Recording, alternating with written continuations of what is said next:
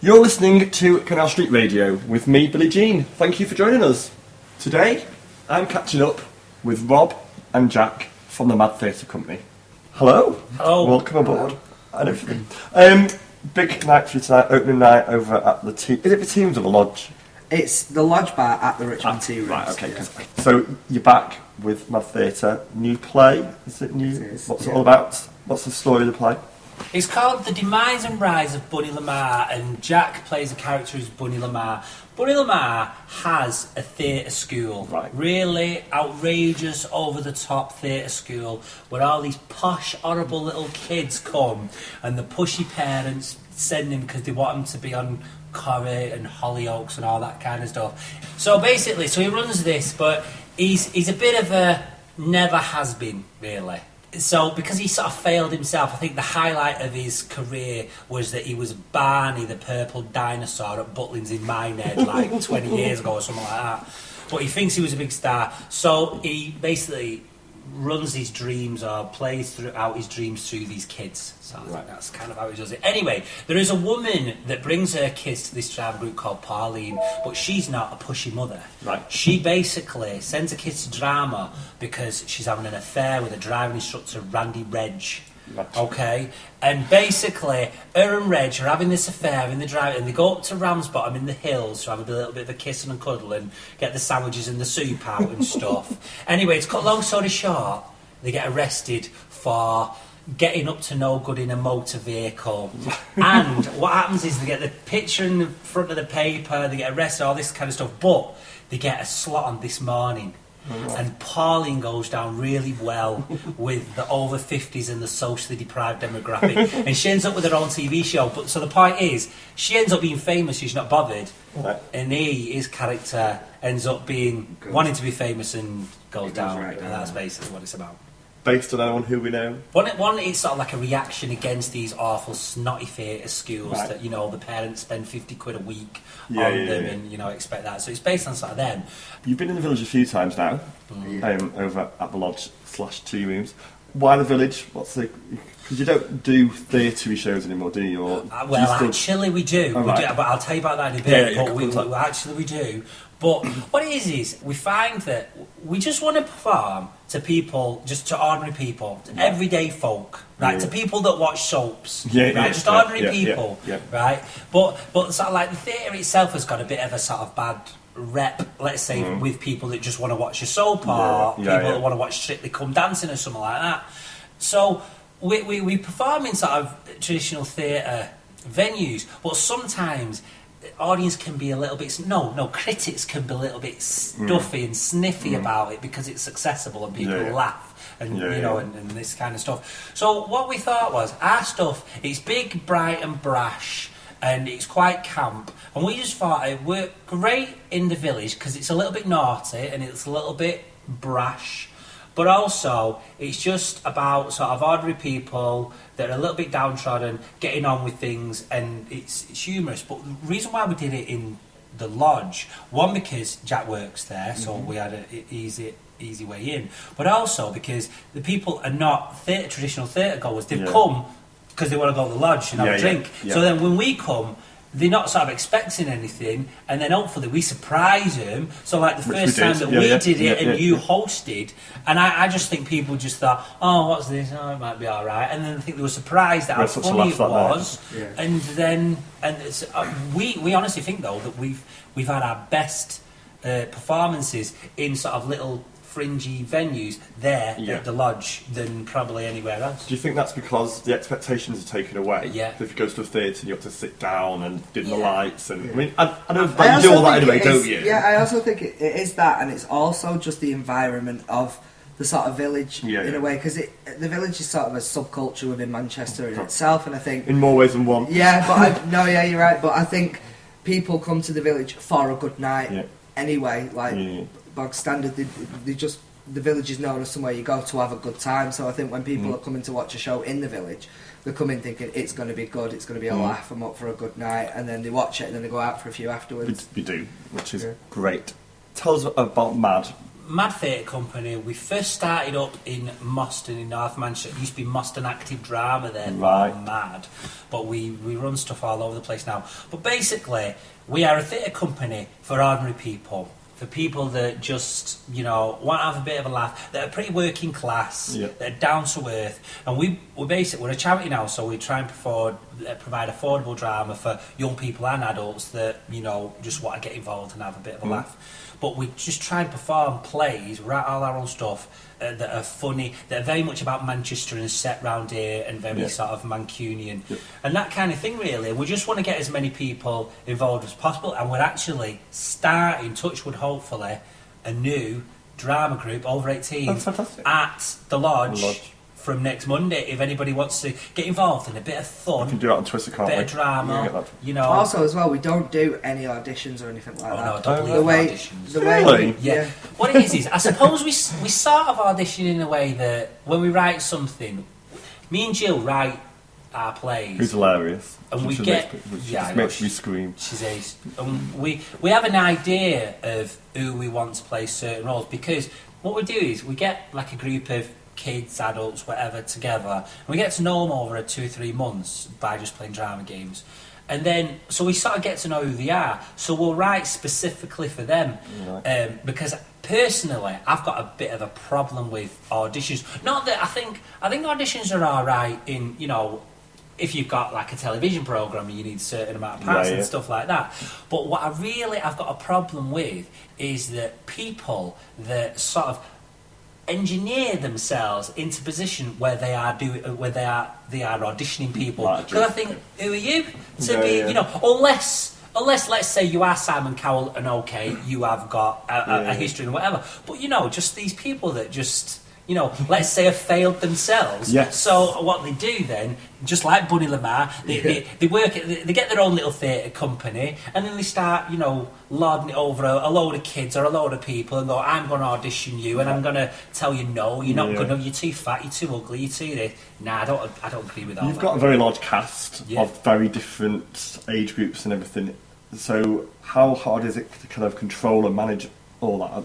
Does it ever work together, or is it? We sort of base it around fun and having a laugh, and there's discipline and there's a structure of the fact that we've got to perform in 2 weeks or 2 months, so therefore there's the discipline there and there's that goal. But it's, we find it's all right. Kids, in some ways, are easiest to work with.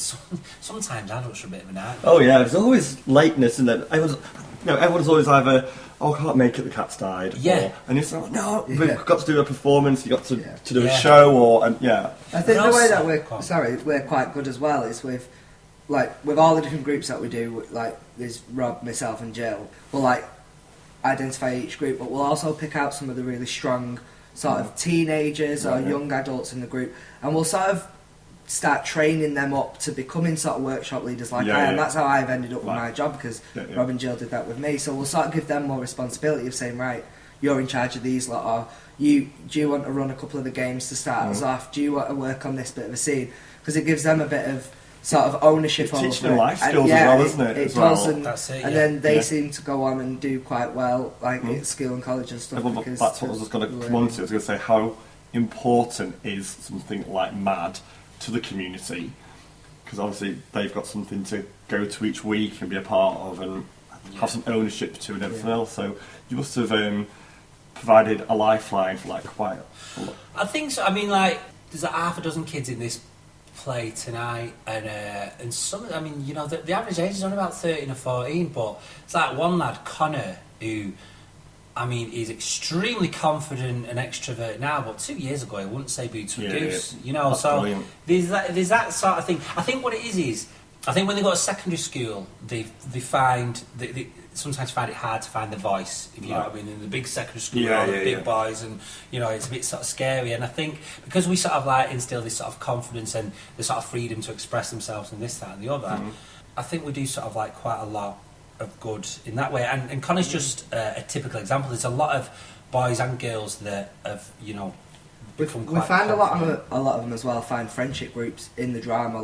outside of school, and that makes them more confident with making friends in school and stuff like this. It's a great group of lads who come on a Saturday morning to us in Moston, and then none of them would have known each other. One of them was from foster care and he didn't know anybody, and they are like an odd group of lads really, and like in school they would be vulnerable to bullying and things like that, but because they've all met each other and they've sort of grown in confidence, they're all absolutely fine, and it's really nice to see them like they don't just come to drama, they come to drama and then they all go swimming afterwards and then they go somewhere else, and you know what I mean. It's all about that, and it's also that at MAD we don't go down the route of pushing them saying, oh, you need to get an agent, you need to be going for castings, this, that and the other. We encourage, you need to work hard at school, you need to go to college, you need to, you know, not necessarily have a backup, but be prepared for what if this is what you want to do. You need to study it. And you need to work hard for it. It's not just a. It's not handed to you on a plate, no, is it? Yeah, that's right. It's more. You've grown up through the ranks, haven't you? How many years have been with MAD now? Must be 1998, 2008, about 13, 14 years, something like that now. Yeah. And what's next for you? Any aspirations? I just want to carry on doing this. Like I'm exactly where I want to be. I mean, who knows the future, but. I've literally came as a kid, gone through it all, like done all the plays and everything, and now I'm just each day I just learn more and more about the sort of admin side of it and the sort of directing side of it. Like we've got a big production coming up this year that I'm not co-directing, but like I'm helping Rob with the directing on that and getting more involved in that sort of stuff, which I'm enjoying. What's next for MAD for you? Well, that's just dying to tell us. We worked with you in 2007 on She's Just Nipped Out for Fags. No, with Jay was one. Well, yeah, but it was with you first. Like that, we got to know you first. Oh yeah. Only because I was too scared to act. I know. I just thought, if I do it and I'm shite. But because of that though, like you got us the link into Union and Jay and blah blah blah and all that kind of stuff. Anyway, we are doing like a reworking of that play. Called They've Just Nipped Out for Fags. So there's these two women that bugger off and this, that and the other. But basically, it's set in Stockport and we are performing it at the Stockport Plaza, which seats 1,000 seats in May. But it's really nice because there's a lovely tea room there. So you can go there and you can watch our fantastic play and have tea and champagne and blah blah blah. But also, it is going to be on at the Royal Northern College of Music on the 14th of August as part of Pride Fringe. You're thinking ahead. No, Pride Fringe already. You must come and see definitely. It's fantastic. It's brilliant, and well, you know the original play. We've just sort of done a reworking. You did it at the library. At the library theatre. The library, and Miss J played Bernie, a drag queen who had a son that lived in these flats, and da da da. That's hilarious. Well, you know, you were the son of it. No, I was the son of the sort of. The main guy in it, whose wife's just nipped out for fags and never come back. I played the son in that originally. I played something different this time. So how come you're revisiting that? Well, one, because we've got a really nice group in Stockport that we're working with. We did a play just before Christmas called Pints of Swill and Port Scratchings, which I can't even bother going into, but it's a laugh. But we've got a really nice group in Stockport, and there's quite a lot of guys, older fellas in it. Right. And I was just thinking what we're going to do next. And I just thought, it'd be good if they could be in They've Just Nipped Out Fags, because they had a few sort of older guys in that and this, that and the other. So I did that, and I just remember it being such a laugh, and really enjoyed doing that as a play. And then I just thought, as you said before, we don't sort of try and do the traditional theatre venues. We haven't for a bit, and I just thought, wouldn't it be great to come back to a traditional theatre in such a lovely nice theatre as well. It's beautiful. It's got it's quite Art Deco, isn't it? It's quite Art Deco inside. Yeah, it's like real. Beautiful. I can't believe we're doing it. I can't believe we're going to sell something. That's May the 21st. The details will be on the website. It certainly will. And on Twitter and everything else. How long have you been preparing for Bunny? I want to call him Bunny Ears, but Bunny Lammar. Bunny Lammar, we did it. We found Bunny Lammar about 3 years ago, but what we want to do is we want to, as we sort of started last year, we want to always have a little sort of studio play going around. Right. So, to be honest, it's only been going for, I don't know, a couple of weeks before Christmas. Really not much. So when you contacted me over Christmas, I just thought, oh, you know what, it puts a bit of pressure on, let's do it for mid-Feb. The cast we've got for this as well tonight, each one of them is absolutely fantastic. Really? I mean, from Grace, who's 9, but she's tiny. I love the kids though. Yeah, the from kids her make me laugh. up to Jill being 50, like everyone individually is really strong and really good. Last time when we were together, the play had quite some strong adult themes, which the kids delivered. Yeah. How do you go about that with the parents and stuff? Well, because my mum would just be like, I know. Even now she'd be cringing if I was. The thing is, I think what happens is, the truth of the matter is, I don't ask the parents' permission or anything like that, because I think if I did, they'd say no. So I think what happens is, the kids come and we do, you know, I'll give them the scripts and this, that and the other, and I think they think, my God, we're allowed to say things like this. So then they love it. And then they invite the parents, and the parents think, oh my God, but they're enjoying themselves, they're having such a good time. Oh well, I think it's all right, and I think they don't mind. And you won't get them to do anything which was going to, you know what I mean? It's not like I think you can get away with saying a lot more with kids saying it than you would with adults saying it. I think if adults said some of the stuff we get the kids to say, it'd just be a bit like, oh, that's a bit much. But with the kids saying it out there now, it just sounds daft, and they don't understand what they're saying half the time. And I don't think they say anything that they wouldn't say in the playground. Oh, I was going to say that as well. There was one final question. How important is it for you as a group to be involved in projects like Pride House? It's crucial because obviously we, you know, the sort of group that we are, that, you know, we're an open, diverse Mancunian group, so it sits perfectly with our ethos and our membership, and we love performing in the village. So, you know, absolutely.